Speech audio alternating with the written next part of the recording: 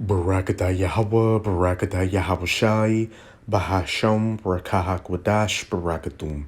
First and foremost, I want to give all praises, glory, and infinite honors to Yahweh, Bahasham, Yahawashi. Double honors to the apostles and elders, a great millstone who ruled and teach well. In peace and salutations to you sincere Akim out there, pushing this word in truth and sincerity to the four corners of the globe. May you brothers endure until the end. This is the brother Ra'aya with another video, and I'm going to start it off in Psalms chapter 149, verse 4. For Yahweh taketh pleasure in his people, the people of the Most High, whom the world ignorantly refers to as so-called God, whose true name is Yahweh, are the children of Israel, who are known as the so-called Negroes, Latinos, and Native Americans today. And you also have the Israelite foreigners who have been scattered amongst the heathen nations and over the generations have come to look like the heathen nations. For Yahweh taketh pleasure in his people. He will beautify the meek with salvation, beginning with the elect of the nation of Israel. And then it's going to trickle down to the rest of the nation of Israel, because on this side, the elect, beginning with the 144,000, are going to receive salvation from Yahweh Bahasham Yahawashi, from the judgments the Most High is bringing to this planet for all the iniquity or wickedness that's being committed on it, not only by these heathens, but the wicked of our people who are hard-headed and refuse to return under their power, Yahweh Bahasham Yahawashi. But, as it says, and I believe Romans chapter 8, all Israel shall be saved. Even though the wicked of our people are going to be judged and put to death, they're going to be reborn righteous through the loins of the elect in the kingdom of heaven and receive salvation. Let the saints be joyful in glory. Let them sing aloud upon their beds. Let the high praises of the Most High be in their mouth and a two-edged sword in their hand to execute vengeance upon the heathen and punishments upon the people. Hey, the Most High is only for his people, and he's a supremacist, so to speak. You heathens have no part in the salvation or the new covenant of the children of Israel. You're going to be slaves in the first 1,000 years of the kingdom of heaven, and then after that first 1,000 years, you're going to be allowed to go back to your lands and live in peace, though you're still going to be under the subjection of the children of Israel and the laws, statutes, and commandments of Yahweh Bahasham Yahawashi in the scriptures. And if you get out of line, you're going to be punished accordingly.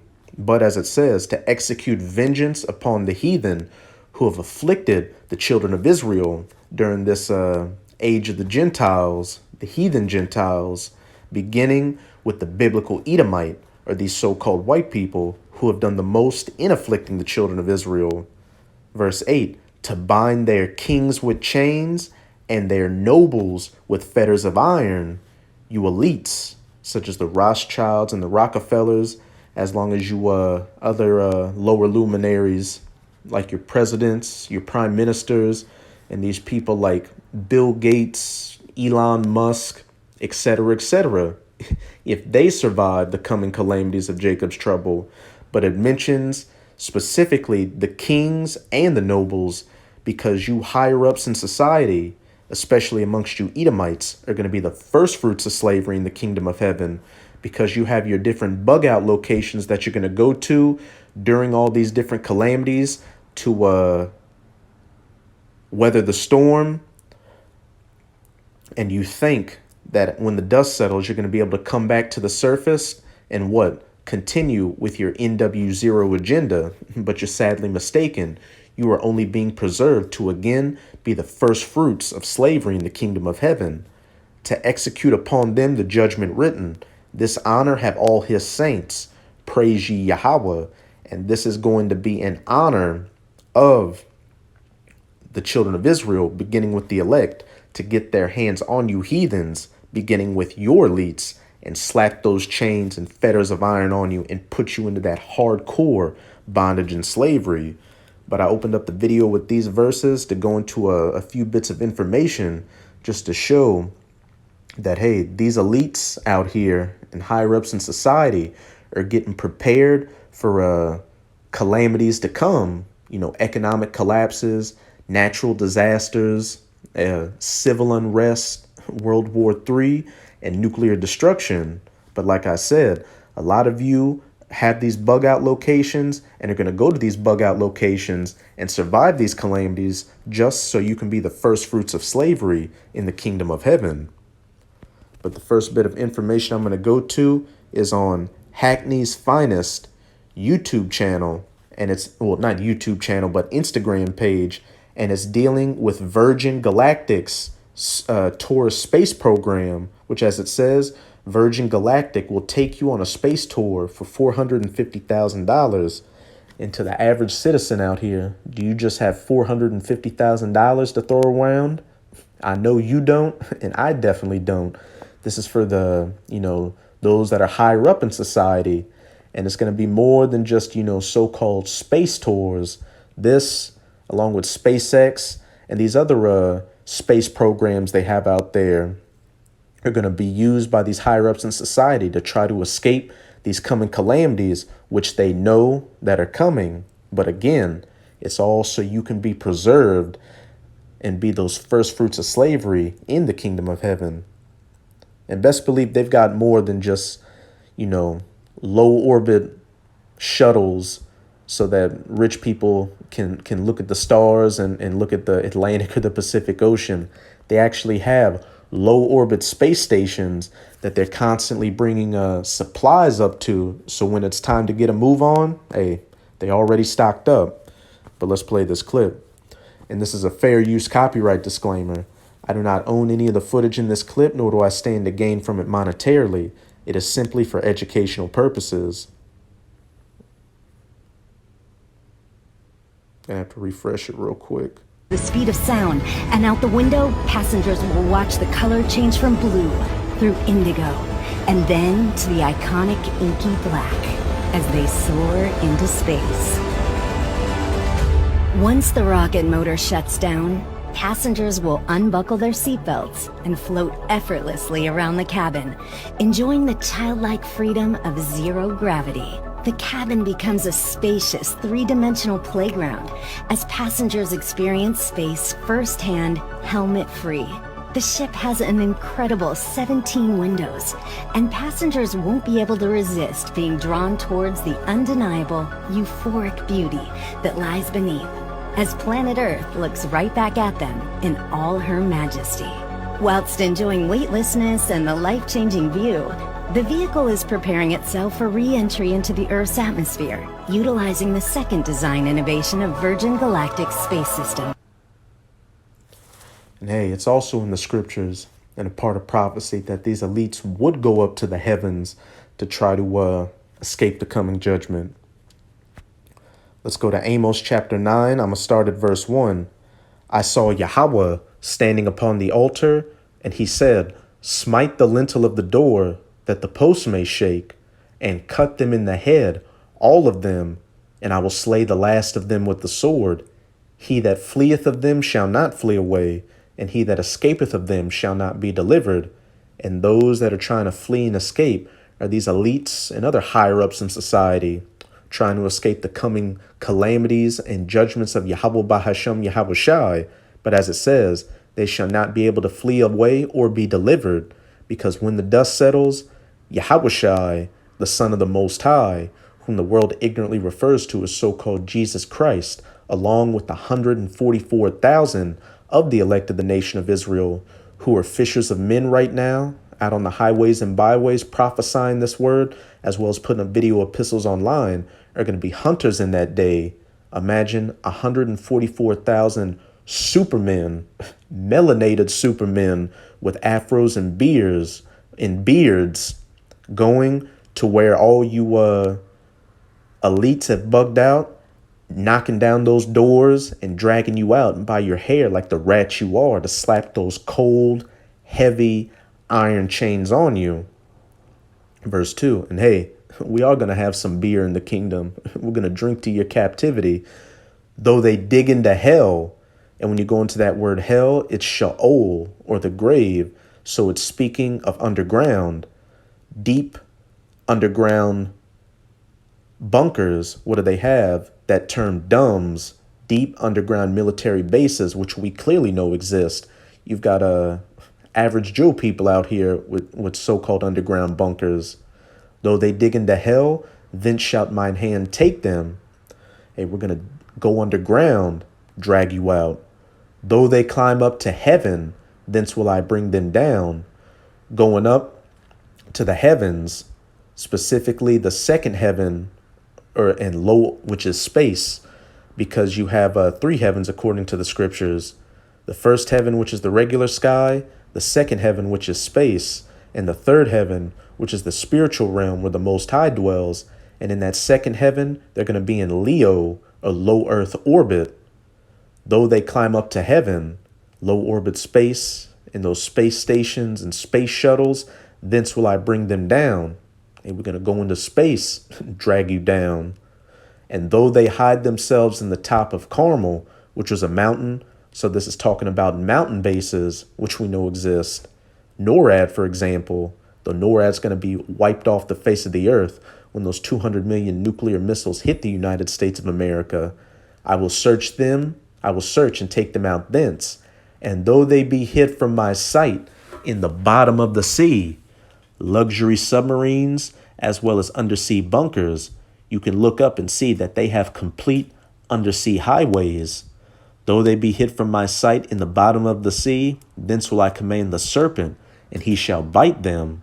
Not only are the 144,000 going to go into water like Aquaman to get your ass as well, but also Leviathan is going to get in some work on you too. But my second article is going to lead into where it's talking about though they be hid from my sight in the bottom of the sea.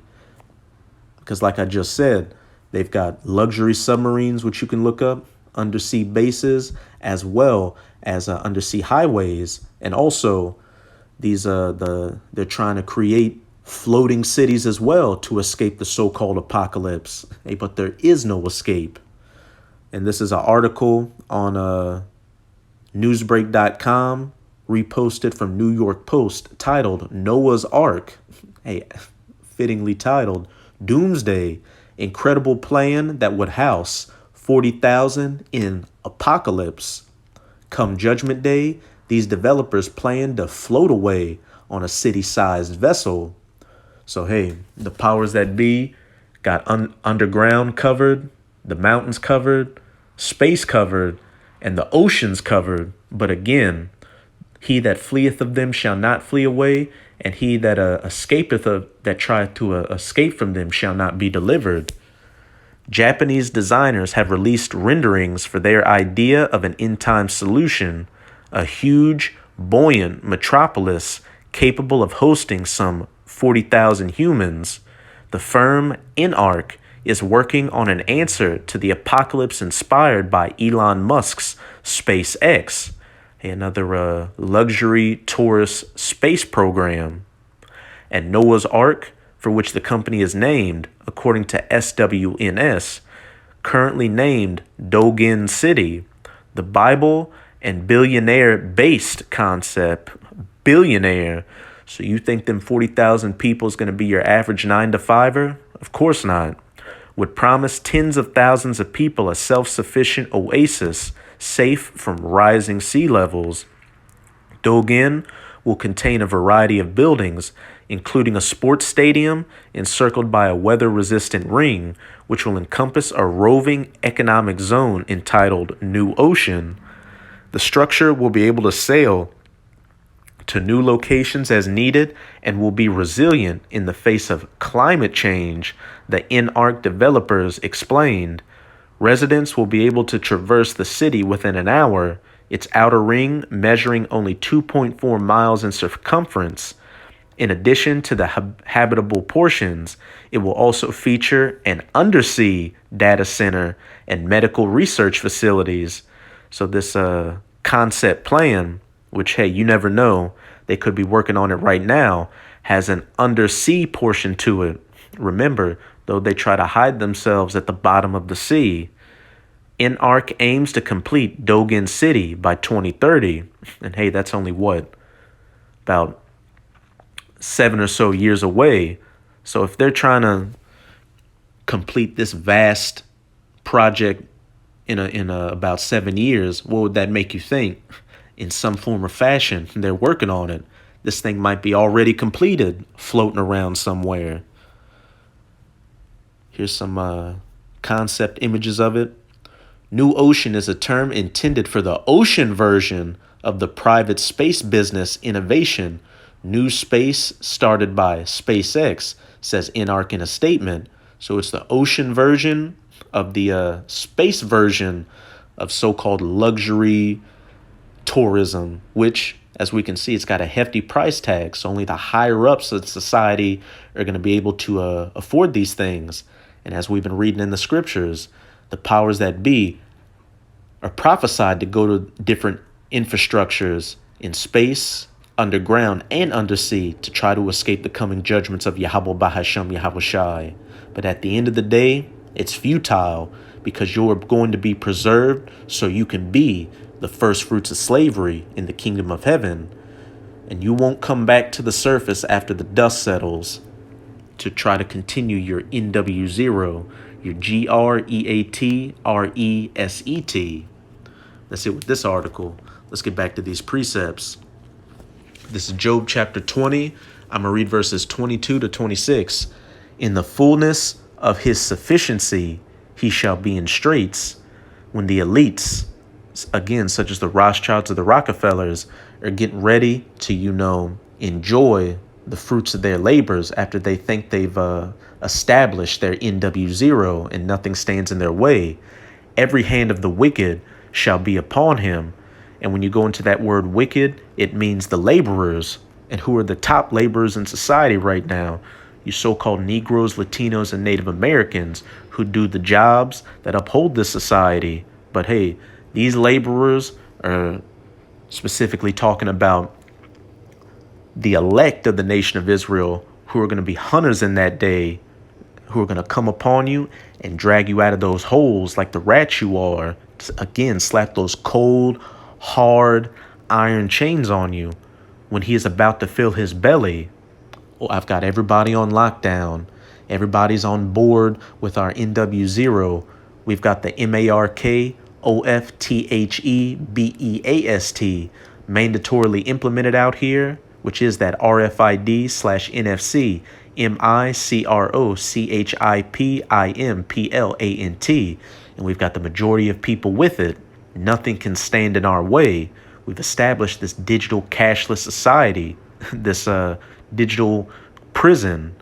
When he is about to fill his belly, the Most High shall cast the fury of his wrath upon him and shall rain it upon him while he is eating. When you elites think you've got the world on lockdown, you've mandatorily implemented the MOTB, and everything looks like it's right in that you're going to sail off into the sunset and enjoy the wicked fruits of your labors. That's when all hell, which is already broken loose, it's just going to reach the climax of breaking loose. World War III is going to be at its height. Those nuclear missiles are going to be shot from one end of the earth into the other. And Yahushai, the Son of the Most High, is going to make his second coming to save the elect of the nation of Israel and put the final nail in the coffin of your rulership. He shall flee from the iron weapon, and the bow of steel shall strike him through. Speaking of those nuclear missiles, it is drawn and cometh out of the body. Yeah, the glittering sword cometh out of his gall. Terrors are upon him. All darkness shall be hid in his secret places. A fire not blown shall consume him. It shall go ill with him that is left in his tabernacle. That fire not blown, talking about that nuclear fire, because it's through, the elements inside those warheads that cause that detonation. It's not a traditional fire, kindled by wood or an oven or anything like that. And as it says, it shall consume him. Everywhere you Edomites dwell is going to be hit by nuclear missiles. The United States is going to be completely destroyed, and that's going to be the bookend to your rulership.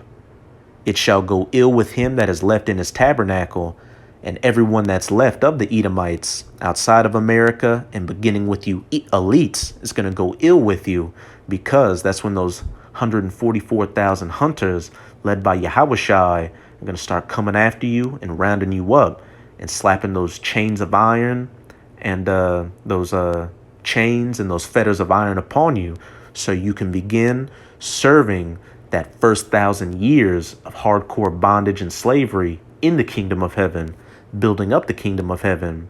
And hey, the tail, which you elites are, who, though since the children of Israel are under the curses, we're the tail right now and you're the head. Hey, there's going to be a role reversal.